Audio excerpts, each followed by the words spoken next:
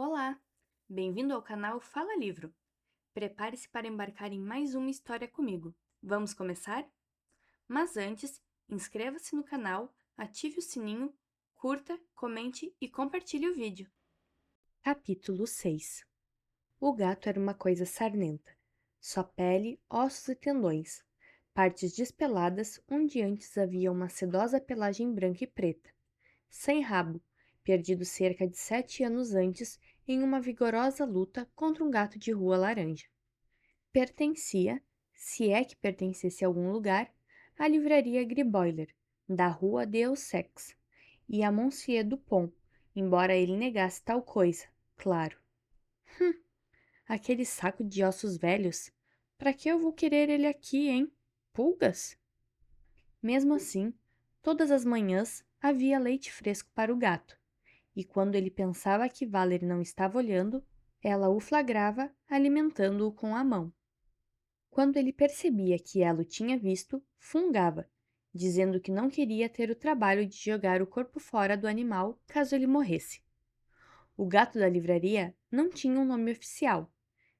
Se tivesse, era Le Chat de Monsieur Dupont, e mais tarde apenas Dupont. Assim, às vezes não dava para ter certeza se os vizinhos falavam sobre o gato ou sobre o homem.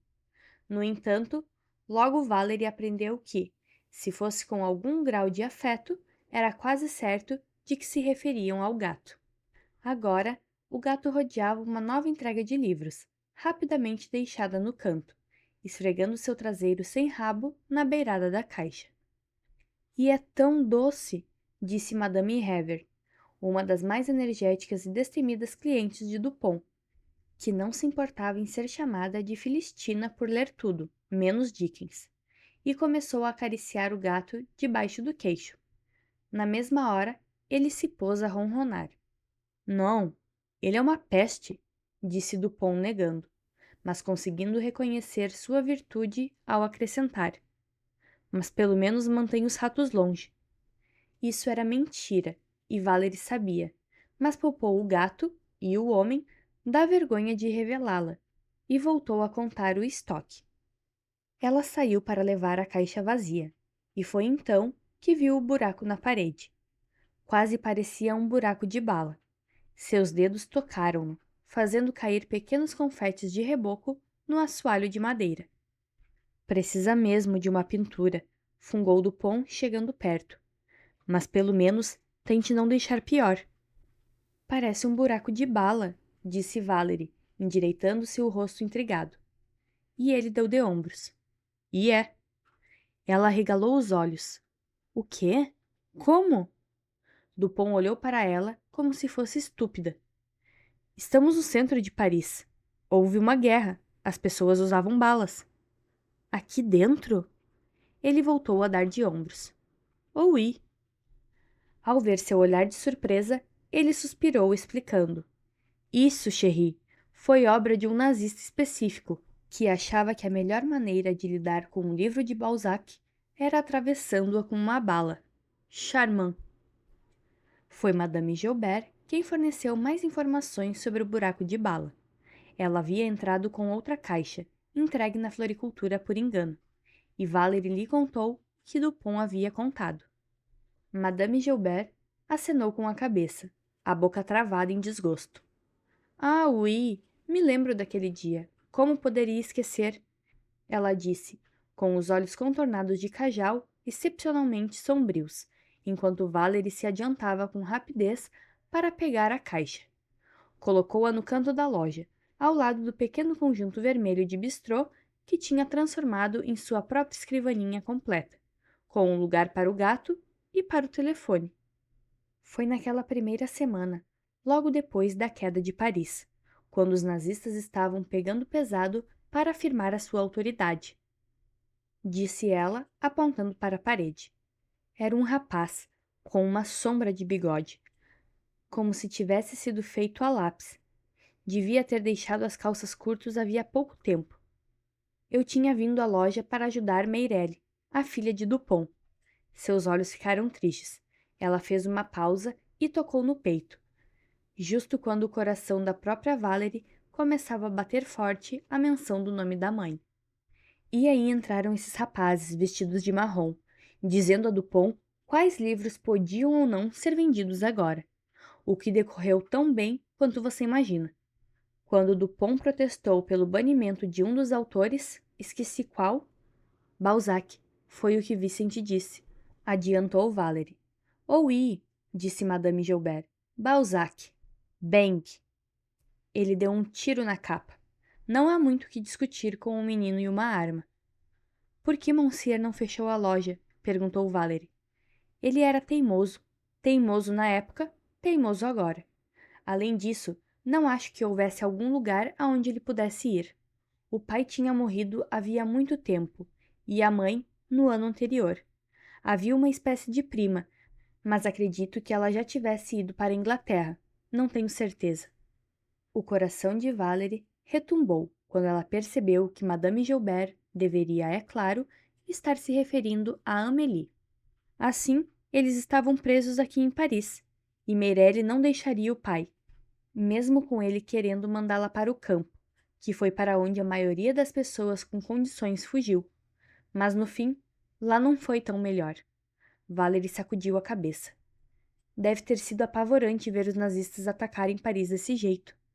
Foi. Nunca vou esquecer.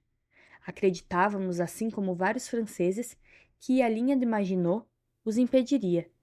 Então, de repente, o governo disse que tínhamos sorte, que eles haviam feito um armistício, um cessar-fogo. Mas é claro que todos nós sabíamos o que de fato tinha acontecido: a rendição.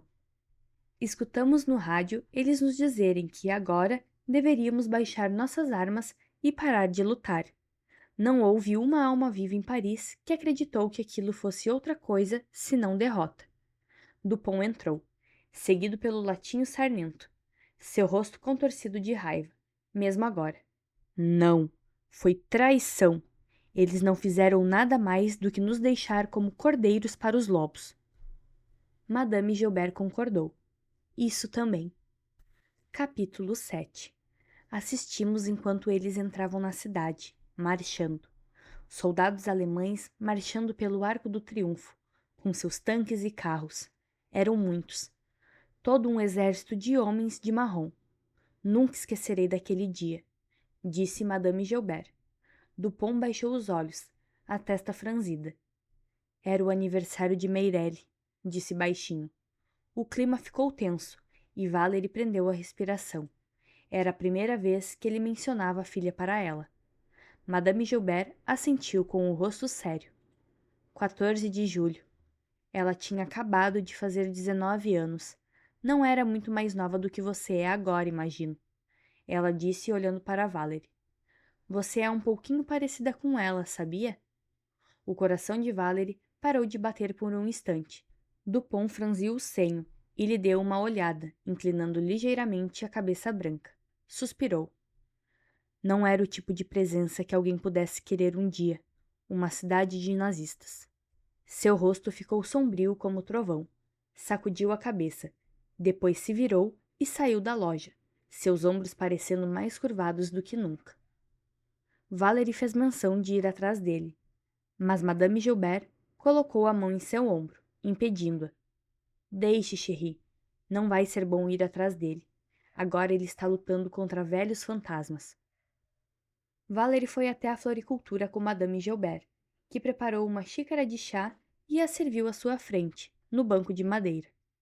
A loja estava fechada, e o ar do começo da manhã esgueirou-se sob as janelas e portas de madeira, perturbando a pele exposta do pescoço e do rosto da moça, fazendo-a estremecer. Ela tomou um gole do chá doce e sorriu. English breakfast. Madame Gilbert devia tê-lo comprado especialmente para ela. A florista sentou-se à sua frente e retomou seu trabalho, mostrando-lhe como podar um caule e enfiá-lo na espuma. Valerie aspirou o inebriante perfume das flores e começou a desfolhar a parte inferior de uma rosa da estufa. Entre as duas, a saída de Dupont mais cedo deixara o peso das perguntas não respondidas. Ainda é real para ele, não é? Mesmo agora, disse Valerie, seu olhar atento não para as flores coloridas da loja, mas dirigindo-se para fora, pela janela, e aparentemente para o passado. Estou me referindo à guerra. Não era preciso dizer a quem ela se referia. Madame Gilbert sabia. Seus dedos tremeram levemente ao colocar uma hortênsia lilás na espuma verde, juntamente com uma rosa cor-de-rosa. É, para todos nós, continua real.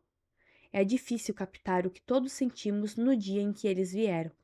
Nos sentimos abandonados, principalmente. A maioria das pessoas fugia pelas ruas, levando tudo o que conseguia carregar, indo para casas de amigos ou familiares na zona rural. Até o nosso governo nos abandonou. Foi isso que pareceu quando se mudaram para Vichy, deixando a cidade para os alemães e para os poucos oficiais franceses aprovados por eles, aqueles que nos entregaram com tanta facilidade. Da noite para o dia, já não éramos cidadãos, mas espectadores, assistindo enquanto os invasores se apossavam de tudo, impondo suas regras, tomando nossas casas, nossa comida, racionando tudo o que era nosso. Da noite para o dia, Dupont deixou de administrar um pequeno negócio para receber ordens de como viver de um bando de meninos arrogantes. Conforme Madame Gilbert falava, voltou 20 anos no tempo. O menino que tinha atirado no romance de Balzac voltava frequentemente à loja depois disso. Ia ver a linda garota loira com impressionantes olhos azuis e boca carnuda. Ia ver como o nervo do maxilar do velho repuxava, como seus olhos azuis claros brilhavam e como era difícil para ele não pegar o menino pela nuca e jogá-lo para fora da loja. Gostava de observar a lenta perda de poder do velho. O menino não era o único soldado nazista que ia à loja. Houve muitos outros no decorrer do mês que se seguiu à queda de Paris. Quando o último deles foi embora naquele dia, Meirelle abaixou a persiana, mesmo sendo apenas 6 da tarde e com o sol ainda brilhando. Queria bloquear o dia, escurecer o mundo num reflexo do seu humor. Serviu-se de uma taça de vinho e deu um gole. Quando o líquido respingou, ela percebeu que estava novamente tremendo, sem notar.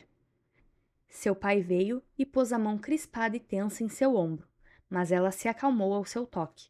Levantou os olhos e viu que o rosto dele estava preocupado, sério.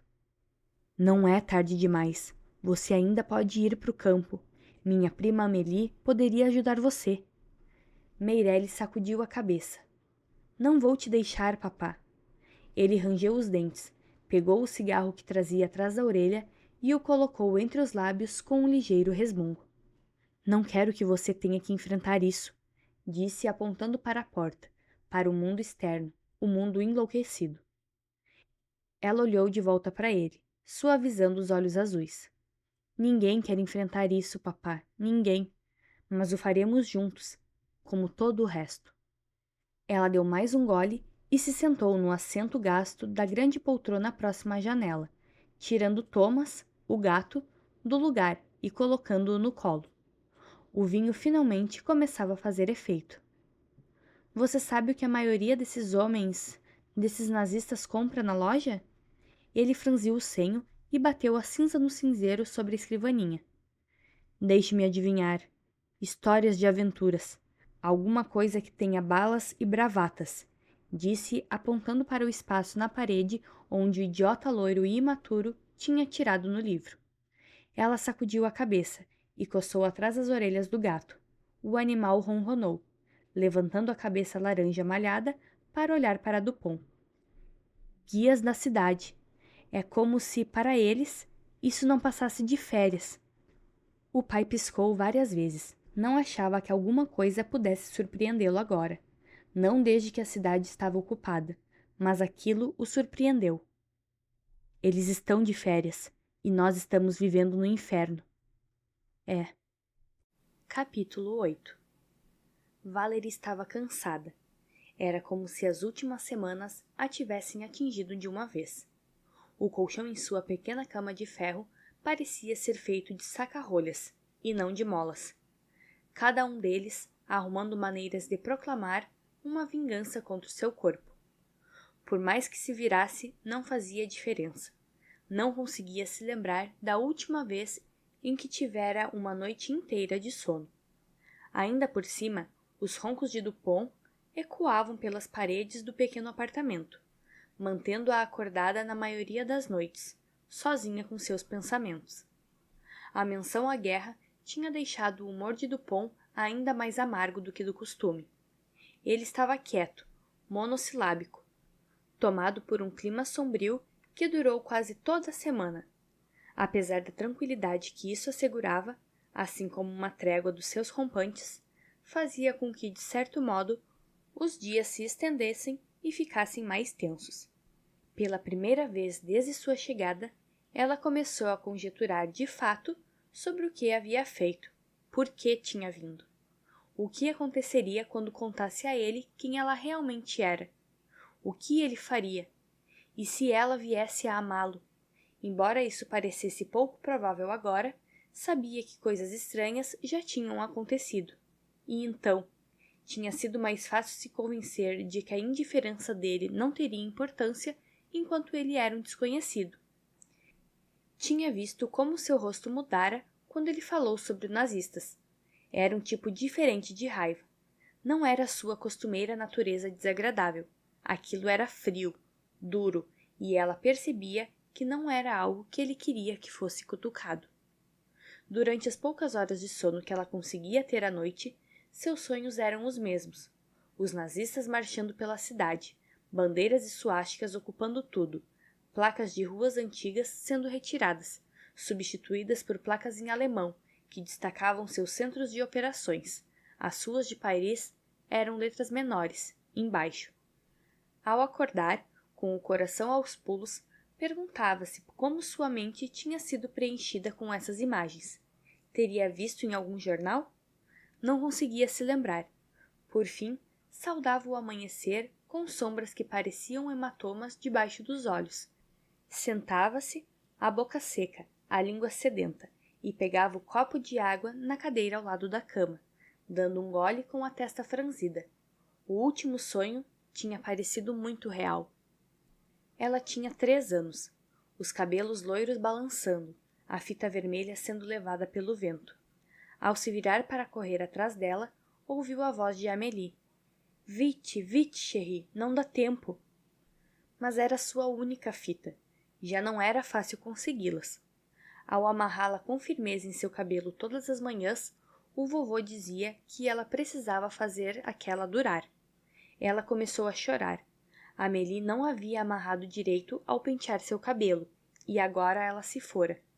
Amélie ignorou o choro e disse para continuar andando. Mas Valerie estava cansada. Não estava acostumada a andar tanto. Seus pés tinham começado a latejar, em seus sapatos finos, o frio infiltrando-se em seus dedos. Amélie puxou seu braço mais uma vez, sem soltar. Mas eu quero ir para casa, esse não é o caminho certo. Ela não queria mais ficar com a tia, que conhecera um dia antes. Ela ainda era uma estranha, e agora Valerie estava exausta e cansada de ser educada. Só queria ir para casa. Vovô vai ficar preocupado, vamos voltar agora, ela disse puxando a mão de Amélie e virando-se para voltar ao apartamento. Estava ficando tarde. Aquela era a hora em que eles sempre faziam a brincadeira do gato e o barbante. Por que Amélie estava levando-a para tão longe? Por que estava indo com essa mulher que insistia em ser chamada de tia, embora ela nunca tivesse a visto? Seu pânico começou a aumentar e ela começou a soluçar. Conforme foram se afastando mais e mais do apartamento, Valerie percebeu de repente que elas estavam do lado errado do rio e levaria mais tempo para chegar em casa. Mesmo assim, Amélie continuou andando, arrastando-a e acabando por pegá-la no colo, apesar de seus gritos. « Não, eu quero o vovô! Vovô! » « Basta, criança, disse Amélie, aconchegando-a ao peito enquanto corria, a cabeça de Valerie batendo em seu ombro duro, seus braços firmes e incansáveis, segurando a menina mesmo enquanto ela gritava. Valerie acordou com um susto, o soluço ainda preso na garganta, parecendo que o coração ia explodir para fora do peito. Aquilo era apenas um sonho ou uma lembrança? Aquela visão de si mesma quando criança, jogando algum jogo com o avô, parecia real. mais real do que teria pensado. E seria verdade que sua tia Amélie era uma estranha? Esfregou a garganta, lutando para respirar, e foi até a piazinha, agarrando-a com as 2 mãos, os nós dos dedos esbranquecendo. Jogou água fria no rosto e viu seu reflexo no pequeno espelho. Parecia pálida. Será que Amélie era realmente uma estranha quando elas se encontraram? Amélie contava que tinha entrado furtivamente no país só para buscá-la. Mas por quê? Pela maneira como Amélie falava, Valerie ficou com a impressão de que seu avô nunca tivera interesse em criar a neta. Ele quis que ela ficasse segura, mas não quis ser o seu responsável. No entanto, aquela lembrança, ou o que quer que fosse, era outra coisa, um hábito há muito enraigado, de passar os dias com o velho, de ser cuidada por ele, de deixá-lo pentear seu cabelo, comer com ela e brincar com o gato por muito tempo à tarde, apenas os 2. Aquilo não parecia um homem que não estivesse interessado na neta, pelo contrário. Por que então ele desistiria dela? Valerie sentou-se no escuro e pela primeira vez sentiu a tristeza por detrás do que lhe acontecera, sentiu dor. Pela primeira vez admitiu a si mesma que talvez o fato de estar lá, desvendando aqueles segredos escondidos há muito tempo, poderia acabar abrindo uma ferida que dificilmente iria se fechar. Se Valerie estava, de certo modo, reservada naquela manhã, Dupont não reparou. Estava ocupado demais brigando com seus clientes. Ela ficou presa na administração do dia, catalogando o estoque com sua caligrafia caprichada, em fichas que colocava dentro de uma caixa de madeira sobre sua pequena escrivaninha. Anotava o que tinha sido vendido e os pedidos novos que eram necessários. Quando o grande telefone preto que Dupont havia mudado para a mesa dela tocou, ele achava que Valerie atendia melhor os clientes, o que não era difícil. Ela levou um susto, o coração aos pulos, de tão perdida que estava em seus pensamentos. Bonjour, Griboiler? Disse em sua voz educada de bibliotecária assistente, que sem querer saía como um sussurro, pois estando em meio aos livros, assentia-se como na biblioteca. Ah, oui, estou procurando uma coisa, disse uma voz abafada. Ela franziu o senho. Sim?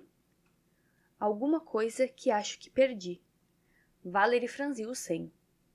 O senhor esqueceu alguma coisa na loja? Os olhos dela percorreram o chão recém-varrido, notando o assoalho encerado, sua tarefa do dia anterior, os livros perfeitamente empilhados e a nova exposição na vitrine, juntamente com os flocos de neve e o gelo recortados por ela para destacar a estação. Nada parecia errado. Deu uma olhada na mesa de Dupont, que, obviamente, parecia um depósito de lixo, coberta com cinzeiros transbordando, documentos, livros e papéis amassados, sem falar no gato. É, de fato, disse a voz. Ah, poderia descrevê-la, por favor? Posso guardá-la para o senhor caso encontre. Ah, seria muito gentileza, merci. Bom, vejamos. É bem pequena para a idade, tem cabelo loiro e usa umas saias horrorosas cor de mostarda, com Oxford pretos, mas de algum jeito consegue fazer ficar bom. Valerie ficou intrigada. O quê? Olhe para sua esquerda, disse a voz. Ela olhou para a esquerda. Sua outra esquerda. Ela soltou um grito e deu um pulo na cadeira. Do outro lado da rua, parado numa cabine telefônica, estava Fred. De onde estava, ela podia ver sua figura alta e esguia, o cabelo preto e despenteado, o sorriso largo. E aí, vai vir me dar um abraço ou quê? Ele disse, e ela pôde perceber o carinho em sua voz. Vou! Gritou. Em seguida, saltou da cadeira e correu para fora da loja, para a profunda surpresa de Monsieur Dupont e até do gato. E então? Perguntou Fred, depois de ela finalmente soltá-lo. Sentiu a minha falta? Não, mal cheguei a pensar em você, ela disse cheirando o cabelo dele e fechando os olhos, extasiada. Ele ainda tinha o mesmo cheiro de menino e hortelã. Fred passou o braço magro em volta dela. Eu também não. Almoçamos? Sim, só preciso avisar Monsieur Dupont. Ok. Ok. Mas primeiro você precisa me soltar, ele observou. Certo, ela disse. Depois sorriu, soltando com relutância seu braço magro e correndo de volta para dentro da loja. Voltou em segundos e eles caminharam até o bistrô da esquina. Da vitrine da floricultura, Valerie captou o olhar de Madame Gilbert e sua sobrancelha levantada. Muito lindo, ela articulou com seus lábios eternamente vermelhos cereja, fazendo Valerie rir. O quê? Perguntou Fred, que não tinha visto nada. Seus olhos escuros enrugaram-se nos cantos e ela não conseguiu deixar de encará-los por um bom tempo, inebriando-se nele. Nada, esqueça. Fred, como é que você veio parar aqui? E por que está aqui? Me conte tudo. Ela disse assim que eles se sentaram à mesa da calçada de pedras para tomar um café. Com seus grandes olhos verdes arregalados e brilhantes, as bochechas rosadas alegrando o café, ela parecia muito animada. Um grupo elegante de parisienses levantou os olhos ao ouvi-la falar alto. Depois recolocaram os óculos escuros e bebericaram suas taças de vinho. Ah, Val, ele riu. Paris contagiou você. Está muito espontânea. Ela estreitou os olhos, mas não pôde deixar de sorrir. Fique quieto e me diga por que está aqui. Fred tinha o olhar vivo e divertido. Tirou um cigarro do bolso do casaco, bateu-o 2 vezes na mesa, colocou-o entre os lábios e o acendeu, dando uma longa tragada. Depois o estendeu para ela, para que fizesse o mesmo. Cruzou suas longas pernas e desabotoou o colarinho. Bom, para dizer a verdade, o jornal quis que alguém cobrisse uma história policial aqui, então me ofereci para ajudar. Jura? Tudo bem, eu implorei. O quê? Bom, na verdade, eles tinham concordado em mandar o Thorpe Jim. Os dois reviraram os olhos ao mesmo tempo. Jim Murphy era um repórter de cargo ligeiramente superior que sempre parecia conseguir os melhores trabalhos, principalmente por ser um tanto arrogante. O problema era que ele gostava de esfregar as suas vitórias na cara de Fred. Mas eu sabia que outros jornais estariam interessados, particularmente se eu pudesse ficar um tempo, e Jim tem família, então eles concordaram, principalmente porque agora posso ficar de olho em algumas outras pistas, e eu saí bem barato. Basicamente, serei um investigador particular metido à besta. O trabalho vem com um apartamento infestado de ratos, um banheiro compartilhado e praticamente nenhum dinheiro. Mas estou aqui, que é o que interessa. Ela franziu o senho. Ele estava subindo bastante no The Times. Sob alguns aspectos, aquilo parecia quase um passo para trás. Por que concordou com isso? Por que você acha? Estava preocupado comigo? Estava preocupado com você, ele concordou. E não fique melosa por conta disso, mas senti sua falta. Ela lhe lançou um olhar meloso. Ele riu. Eu disse não. Só faz 2 semanas, falou ela, embora tivesse sentido falta dele durante cada segundo.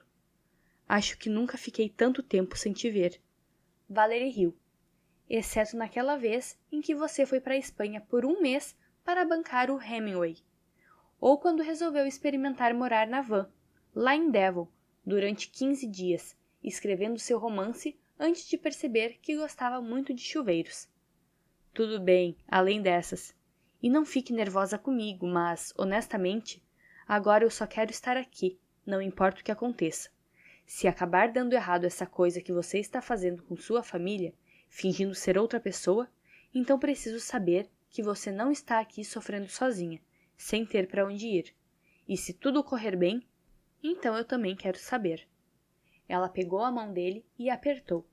Obrigada, Fred. Você teve que explicar tudo isso para as outras garotas? Ele deu de ombros. Tive. Foi por isso que demorei 2 semanas. Muita papelada. Ele sorriu. Ao chegar em casa, Valerie encontrou Madame Gilbert e Dupont sentados na sala de visitas no apartamento do andar de cima, tomando uma taça de vinho. Ora, ora, a gente nunca deixa de se surpreender, disse Madame Gilbert, abrindo os lábios num largo sorriso. Nossa pequena Isabelle! Eu jamais imaginaria te ver correndo daquele jeito para os braços de um homem. Seus olhos percorreram os Oxford Valerie, assim como a saia comprida de veludo, cor de mostarda. Nunca se sabe, como uma bibliotecária. Ela disse com uma risadinha, como se falasse com seus botões, fazendo Dupont engasgar com o vinho. Valerie piorou as coisas corando. Era só Fred. Ah, Fred, disse Madame Gilbert, os olhos brilhando. Já gosto dele. Conte para nós sobre Fred. Ele é jornalista, um velho amigo, não passa disso. Nem Dupont levou isso a sério. E foi então que ela admitiu a verdade, que era apaixonada por ele desde menina. E depois a verdade ainda mais decepcionante. Para Fred, ela sempre seria aquela menininha. Ele já teve dezenas de namoradas. Acho que sempre esperei que um dia, como num passe de mágicas, ele me visse como alguém além daquela menina na casa ao lado. Algo mais do que uma irmã. É por isso que ele está aqui. Veio a trabalho e está apenas dando uma conferida em mim, sendo um bom irmão mais velho. Valerie sentiu seu humor murchar ao admitir a verdade para si mesma. Por um momento, quase se convencera de que os sentimentos de Fred por ela tinham mudado. Tinham se tornado românticos, mas agora ela podia ver que provavelmente estava só se enganando, mais uma vez. Madame Gilbert caiu na gargalhada. Ah, Dupont, você se lembra de ter sido tão jovem e tão bobo? Dupont pareceu chocado. Eu? Nunca. Madame Gilbert concordou, olhando sua cabeça branca levemente calva, os ombros curvados, e suspirou. Ah, acho que você nasceu velho. Ele resmungou e ela continuou. Minha querida Isabelle, um rapaz não vem correndo a Paris para dar uma olhada na irmã. Claro que vem, ele estava preocupado comigo. Madame Gilbert sacudiu a cabeça. Dupont também sacudiu a cabeça. Valerie ficou satisfeita ao ver que o clima pesado que se apoderara dele na última semana tinha, de certo modo, mudado, e ele voltara ao seu costumeiro estado rabugento. Madame Gilbert prosseguiu. Eu mesma tive 2 irmãos. Não posso dizer que alguma vez eles tenham se preocupado tanto comigo. Não a ponto de me seguir até outra cidade. Non, chérie. Eu diria que isso é coisa de um rapaz apaixonado. Valerie engoliu em seco, tentando impedir a súbita onda de esperança que aquelas palavras provocaram. Por favor, pare, madame. Ela disse dando um gole no vinho. Posso acabar acreditando em você, e aí eu vou mesmo me complicar. Madame Gilbert arregalou os grandes olhos escuros, surpresa. Por que isso seria uma complicação? Porque provavelmente não é verdade. Pode ser, mas duvido. Não acha que está na hora de descobrir? Valerie ficou sem resposta. Talvez. Embora a ideia de tornar o clima entre eles tenso a enchesse de medo. Como é que uma pessoa poderia dizer ao melhor amigo que estava apaixonada por ele sem que isso acabasse mudando tudo? Enquanto Dupont roncava no sofá, Madame Gilbert serviu um pouco mais de vinho para as duas, levantando-se para pôr mais lenha no fogo. Estava aconchegante no apartamento. As janelas ofereciam uma vista que se perdia à distância com as luzes de Paris, a Torre Eiffel ao longe. Valerie deu um gole no vinho, olhou para Madame Gilbert e sacudiu a cabeça. O quê? Bom, é só que a senhora é muito simpática. Quero dizer, Dupont é... Dupont, disse Madame Gilbert. Sim. Mas vocês são amigos. Madame Gilbert sorriu. É, somos. A verdade é que... Começou ela, abanando a mão quando Valerie olhou para Dupont de relance. Ah, não se preocupe, chérie. Ele poderia dormir durante o Amargedon. Bom, como eu estava dizendo, a verdade é que só restamos nós. Agora somos família. Eu era amiga da filha dele, ela explicou. Valerie parou o gole no meio. Meirelle? Perguntou.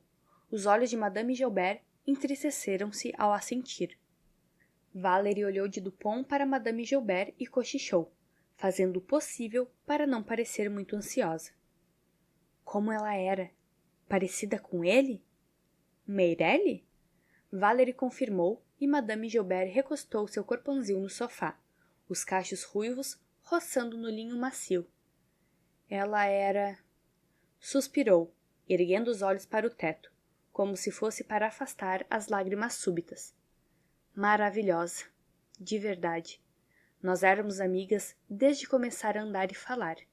Vizinhas, como você e Fred, ela disse com um sorriso meigo. A mãe de Meirelle, Jeannette, morreu quando ela era pequena, então Dupont a criou sozinho. Eles eram uma dupla e tanto. Discutiam o dia todo, como um velho casal, e sempre sobre livros. Ela riu. Um pouco como vocês dois agora. Madame continuou. Acho que esse é um dos maiores arrependimentos dele, na verdade. O fato de não ter insistido quando teve a chance, para que ela fosse com os outros, os que estavam fugindo de Paris para o campo, aos bandos, quando os nazistas chegaram. Mas eu conhecia Meirelle, e não tinha como ele convencê-la a ir. Não sem ele. O que aconteceu não foi culpa dele. O que quer dizer? As duas estavam cochichando, tomando cuidado para não acordar o velho. Estou dizendo o que aconteceu. Ele não poderia saber. Nenhum de nós sabia o que ia acontecer. A gente esperava que eles ficassem aqui por alguns meses e depois fossem embora, expulsos pelos aliados.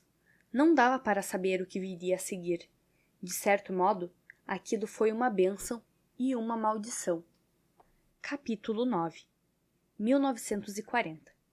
Clotilde se esgueirou para dentro da livraria, o rosto taciturno, a boca quase irreconhecível sem batom, caída nos cantos. O cabelo estava murcho, sem os cachos e o balanço costumeiros.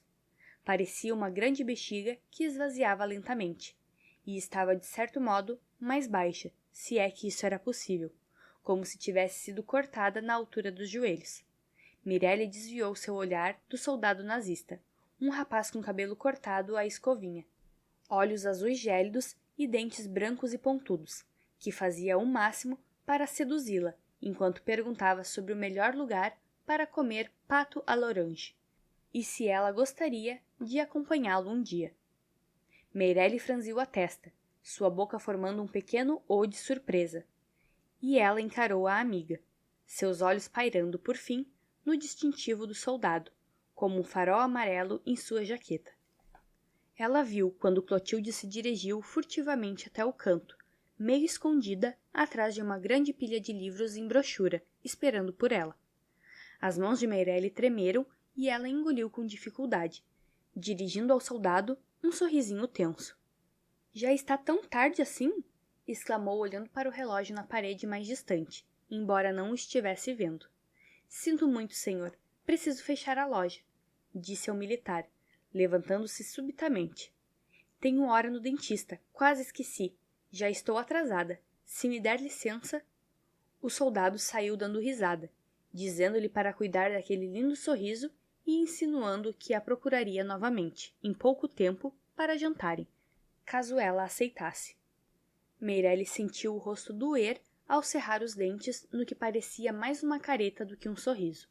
Assim que ele saiu, trancou a porta e colocou o aviso de fechado, ainda que fossem apenas 10 da manhã. Virou-se para a amiga, seus olhos azuis arregalados e cheios de medo. Então é verdade. Aproximou-se para tocar na grande estrela amarela. Agora você precisa usar isso? Clotilde assentiu. Seus olhos também estavam assustados, o que chocou Meirelle ainda mais. Sua amiga, dona do mundo, a pessoa mais ousada que conhecia, nunca tinha medo de nada.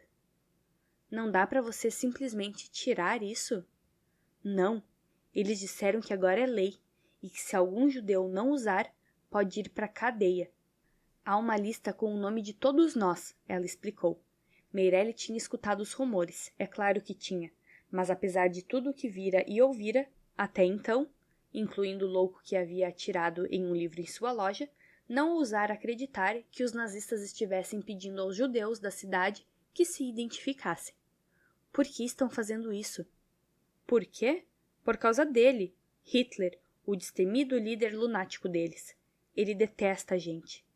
Eu sei, mas... Precisa haver um motivo além do fato de sermos diferentes? Como? No que você é diferente? Você não sangra? Ela disse, citando Shylock em Um Mercador de Veneza. Era um humor macabro, mas Clotilde gostou mesmo assim. Não o bastante, aparentemente, disse ela, franzindo os lábios com ironia. Meirelle beijou o rosto da amiga e a abraçou. Fique aqui com a gente esta noite. Clotilde concordou. Não queria ficar sozinha no apartamento ao lado. Seus irmãos estavam lutando na guerra, e a mãe estava no interior com suas irmãs. Só Clotilde permanecera. Tinha declarado que iria se juntar à resistência, embora com o passar dos dias já não tivesse certeza de que houvesse tal coisa. Mesmo assim, jurou que estaria pronta para isso quando chegasse a hora. Vou fazer um chá pra gente, então podemos fingir, só por um momento, que o mundo não ficou completamente louco, diz Meirelle. Acho que para isso é melhor você abrir uma garrafa de vinho. Meirelle concordou. Tem razão. Mas o mundo tinha ficado louco, completamente louco. E no que dizia respeito a Meirelle, na maior parte do tempo, essa loucura assumira a forma de um jovem soldado nazista chamado Walter Kroilin, que desde o primeiro dia em que entrou na loja, disparando sua pistola no livro, tomou como missão passar todo o tempo que pudesse na livraria. Um mês depois, declarou-se o novo gerente da loja, para a completa indignação do pai da moça. Meirelle precisou alertar o pai para controlar o seu temperamento. Os nazistas já estavam liquidando com os homens da cidade. Ele poderia acabar sendo mandado para um campo de trabalhos forçados, ou para a prisão, só por abrir a boca. Ela não queria isso para o pai. Walter Kroilin entrou na loja logo depois de Clotilde ter surgido com a notícia de que, agora, os judeus tinham que se identificar. O soldado foi para comunicar que, dali em diante, metade da livraria precisaria abrir espaço para um setor da correspondência oficial. Isso consistia, sobretudo, em uma pequena prensa que logo faria parte da engrenagem de propaganda alemã. Eles também usariam a livraria para guardar panfletos e boletins que incentivassem o povo de Paris a obedecer às suas regras. Alguns dias depois, vendo Clotilde entrar na loja certa tarde, Walter Kroilin foi até Meirelle para dizer que já não era permitido à sua amiga judia entrar pela porta da frente, devendo dali em diante usar apenas a entrada de serviço, que ficava nos fundos. Como o restante da ralé. Mas sabe-se lá. Ele cochichou em seu ouvido, movendo uma mecha do seu cabelo longo e sedoso e fazendo com que os fios da sua nuca se arrepiassem de repulsa. Por um beijo, talvez eu faça vista grossa. Ela se afastou, forçando um sorriso tenso. Queria revidar, dizendo que ele estava longe de ser um homem, que não passava de um menino fantasiado, mas travou o maxilar e disse entre dentes: Encontrarei minha amiga nos fundos, de acordo com a sua recomendação, monsieur. Acrescentou com um silvo. O rosto dele endureceu. Se for esse o seu desejo, é. Ele olhou para ela e inclinou a cabeça de lado. Meirelle pôde ver uma série de espinhas cobrindo sua testa. A mão rosada e carnuda do soldado vagou para o alto da blusa dela, tocando na gola e deixando uma pequena marca dos seus dedos manchados de tinta. Ainda há tempo para você mudar de ideia. Posso esperar que caia em si, se é que entende o que eu digo. Ela teve que se segurar para não afastar a mão dele com um tapa. Atrás dela, alguém limpou a garganta. Era outro nazista, um que ela não conhecia. Um homem grande de cabelo loiro escuro e olhos verdes intensos. Mademoiselle, disse ele. Com licença, será que poderia me ajudar? Cumprimentou Walter Kroilin, que se afastou de Meirelle com relutância. Kroilin cumprimentou o homem com Heil Hitler. Herr Stepzards Fredericks. O médico respondeu o cumprimento com um aceno de cabeça e virou-se para Meirelle. Será que a senhorita teria um dicionário médico francês-alemão? Acho que estou ligeiramente enferrujado nos termos médicos franceses. Pela primeira vez, Meirelle ficou realmente agradecida por ver outro soldado e foi rapidamente verificar o catálogo. Faria qualquer coisa para se livrar das mãos ávidas de Walter Kroilin. Não tenho certeza de que tenhamos algo parecido em estoque, mas vou verificar, monsieur. Se não tivermos, posso encomendar um na editora. Seria muita gentileza, disse ele, parecendo surpreso. Um músculo se contraiu no rosto de Meirelle. Eu faria isso para qualquer cliente. Ele franziu o senho. Sim, entendo. Meirelle desviou o olhar. Tinha visto como algumas mulheres eram tratadas pelos franceses por serem muito gentis com os nazistas. Não havia, porém, um guia sobre como se comportar, como alguém deveria agir em relação àqueles que, para todos os efeitos, eram seus captores. Ela e todas as outras mulheres que conhecia só queriam mandar todos para o inferno. O problema era o que acontecia quando faziam isso. Todas haviam visto e ouvido os militares perderem a pose, estapeando o rosto de uma senhora que cuspiu no rosto de um nazista, arrastando as mulheres para campos de trabalhos forçados, ou pior, as coisas que eles faziam com algumas delas, por trás de portas fechadas. Como alcançar o equilíbrio, o quão amigáveis deveriam ser para eles as deixarem em paz?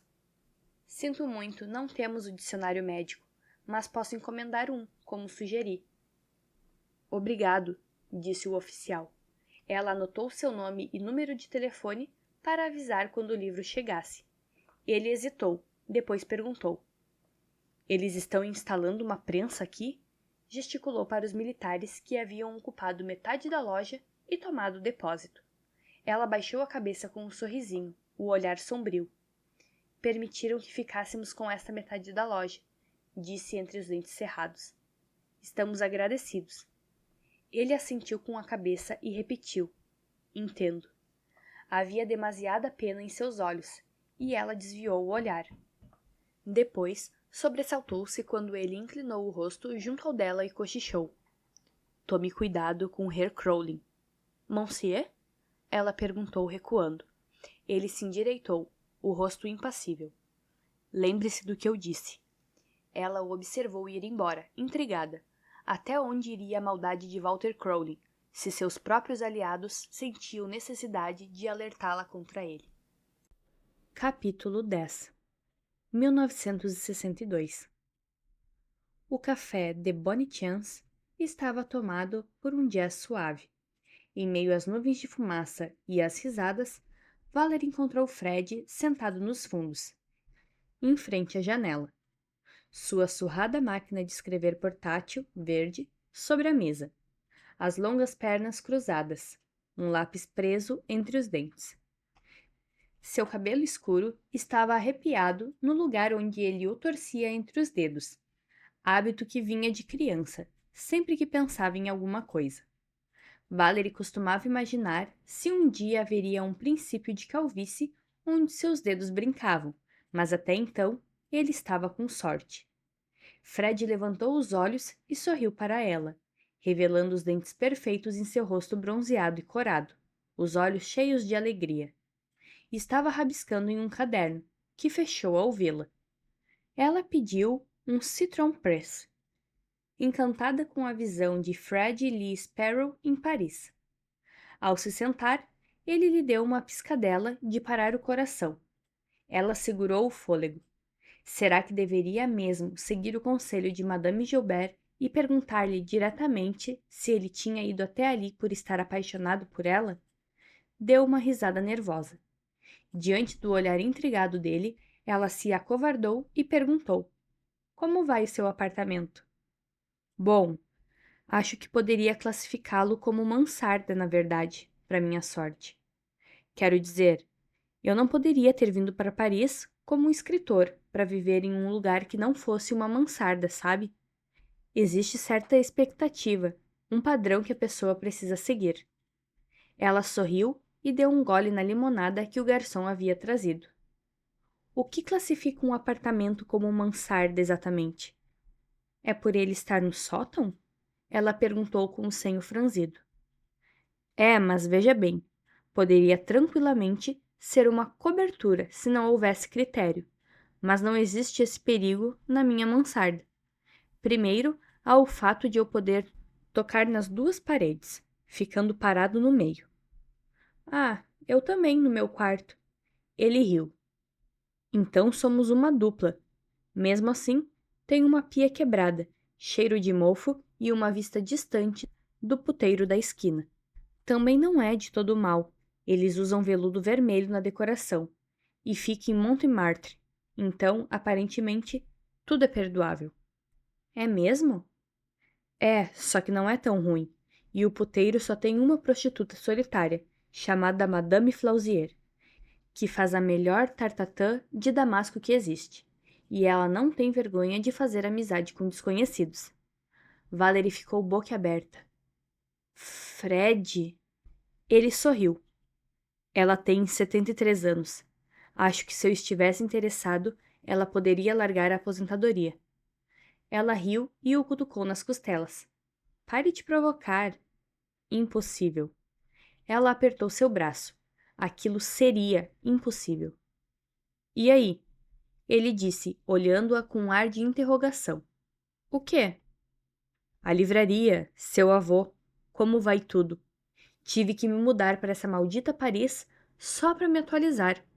Você sabe que agora existem essas coisas chamadas telefones, totalmente disponíveis, certo? Além das cartas. Você poderia ter tentado. Ela concordou. Eu sei, me desculpe. Tive que tomar cuidado. E se eu escrevesse para você e você escrevesse de volta me chamando de Valerie? Ou se o Monsieur Dupont lesse a carta? Val, eu sou jornalista, não sou idiota. Ela deu de ombros. É. Então, como ele é? Ela contou. Os dois almoçaram e passaram a tomar vinho. No final do intervalo, quando Valerie precisou voltar para a livraria, eles mal tinham entrado no assunto. Os olhos de Fred estavam sérios. Gostaria de conhecê-lo. Eu também gostaria, mas você vai ter que se lembrar de não me chamar de Valerie. Prometa, Fred. Se você disser esse nome uma vez, acho que ele descobriria. Ele já disse que eu lembro sua filha. Fred ficou surpreso. Então você com certeza deveria contar para ele. Ela sacudiu a cabeça e mordeu o lábio. Ainda não. Eles estão começando a se abrir comigo agora. Acabei de... Eles? Monsieur Dupont e sua vizinha, Madame Gilbert. Valerie teve que admitir.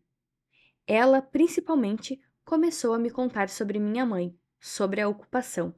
Acho que eles precisam de alguém para falar sobre isso, embora, é claro, Monsieur Dupont pareça se fechar a qualquer menção à guerra. Ele simplesmente se isola, fervendo com sua raiva reprimida. Não sei como ele reagiria se eu contasse tudo agora. O que quer dizer? Monsieur Dupont é um pouco imprevisível. Tia Amélie diz que ele é temperamental, o que é verdade, mas ele é, sei lá, fácil de se enfurecer, e é provável que ficasse furioso ao pensar que foi enganado por mim. Só quero saber mais antes de dizer qualquer coisa. Sinto que isso é mais importante do que simplesmente dizer quem sou. Essa é a oportunidade que eu não tinha considerado quando cheguei aqui. Escutar sobre minha mãe, descobrir quem ela era antes de morrer, descobrir até como ela morreu. E se eu contar a eles quem sou, corro o risco de fazer com que eles parem de falar. E eu não quero correr esse risco. Ainda não. Não agora que descobri finalmente uma pequena parte dela. Fred apertou sua mão. Não precisava dizer nada. Era aquele gesto simples que dizia: Eu entendo, sei como é. Ela queria ter coragem de, pelo menos, dizer como se sentia em relação a ele, revelar algo verdadeiro sobre si mesma naquele momento. Mas quando uma linda garçonete passou pelos dois e ele lhe deu um sorriso, Valerie tornou a se segurar. Naquele exato momento, o peso de todas as coisas que ela precisava dizer parecia uma bolsa de chumbo despencando dentro do seu peito, dificultando até a sua respiração. Obrigada por ouvir com a gente. Se você gostou desse capítulo, deixe seu like, inscreva-se no canal e ative o sininho para não perder os próximos episódios. Até a próxima!